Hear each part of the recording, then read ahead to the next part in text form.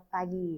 Gimana nih kabarnya? Semua baik-baik saja kan? Oke, tetap jaga kesehatan ya dek, karena sebentar lagi nih ujian SNBT akan berlangsung. Dan tentu saja kita perlu nih mempersiapkan beberapa hal. Dan bersama saya, Salwa Salsabila Mudian yang akan menemani adik-adik dalam proses pembelajaran literasi bahasa Inggris untuk mempersiapkan UTBK 2025. Oke, baiklah. Sebelum kita mulai nih, untuk melanjutkan pembahasan soal-soal, saya akan bertanya nih kepada adik-adik. Apa nih yang harus kita lakukan ketika mengerjakan soal literasi bahasa Inggris? Nah, tentu saja yang pertama kali yang kita butuhkan adalah membaca soalnya terlebih dahulu. Nah, setelah teman-teman membaca soal terlebih dahulu, yang kedua adalah teman-teman harus pandai-pandai untuk mendapatkan keyword atau kata kunci dari setiap soalnya. Nah, dari kata kunci tersebutlah teman-teman mampu nih untuk menjawab pertanyaan dari soal tersebut. Nah, setelah itu, yang ketiga adalah teman-teman ini harus mengerjakan dulu soal yang lebih mudah. Nah, soal apa itu yang lebih mudah? Seperti soal-soal yang berkaitan dengan sinonim atau persamaan kata. Dan yang kedua adalah soal-soal yang berkaitan dengan reference atau rujukan kata. Nah, kenapa nih saya menyarankan teman-teman untuk mengerjakan dua tipe soal tersebut?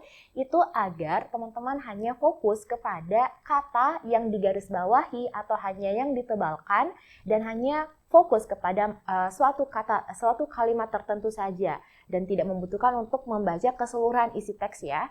Nah, oleh sebab itu kenapa kita harus mengerjakan soal-soal yang berkaitan dengan sinonim atau persamaan kata, dan yang kedua adalah soal-soal yang berkaitan dengan reference atau rujukan kata.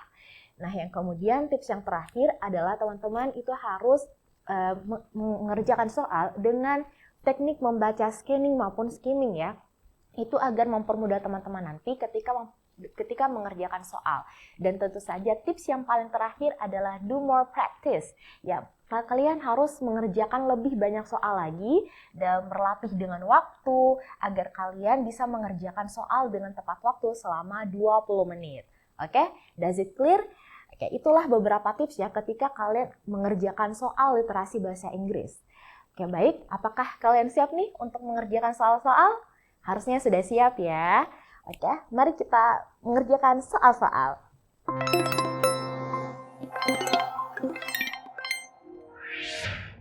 Questions kelima juga biasa sering muncul ya di dalam soal.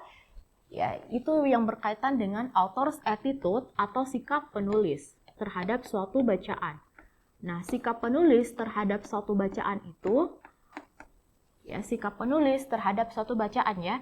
Nah, apakah tadi ya, the banning of e-commerce transactions on social media platform in Indonesia itu bersifat apa? Sikap penulisnya bersifat apa? Jadi sikap penulis terhadap pelarangan e-commerce transaksi di social media platform di Indonesia itu seperti apa?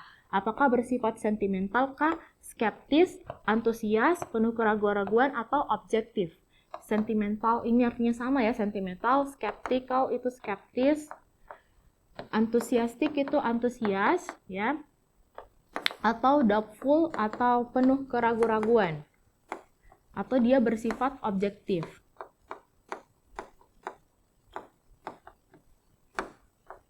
Atau dia bersifat objektif.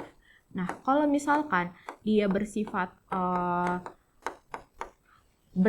objektif itu adalah ketika narasi teks tersebut bersifat di mana dia bersifat pengetahuan, knowledge atau history. Nah, menurut teman-teman, apakah tadi berbicara tentang pelarangan e-commerce di Indonesia itu bersifat sentimental? Tidak ya. Apakah narasi teksnya bersifat skeptis? Juga bukan. Apakah dia bersifat antusiastik? Juga bukan. Apakah penuh keraguan-raguan? Juga bukan. Maka jawaban yang paling tepat adalah bersifat objektif. Nah, oke, sekian dari saya. Semoga apa nih yang kita bahas pada hari ini, pengerjaan soal-soal hari ini mampu ya membantu teman-teman saat mengerjakan soal-soal literasi bahasa Inggris nanti untuk masuk ke perguruan tinggi. Oke, sekian dari saya. Wassalamualaikum warahmatullahi wabarakatuh.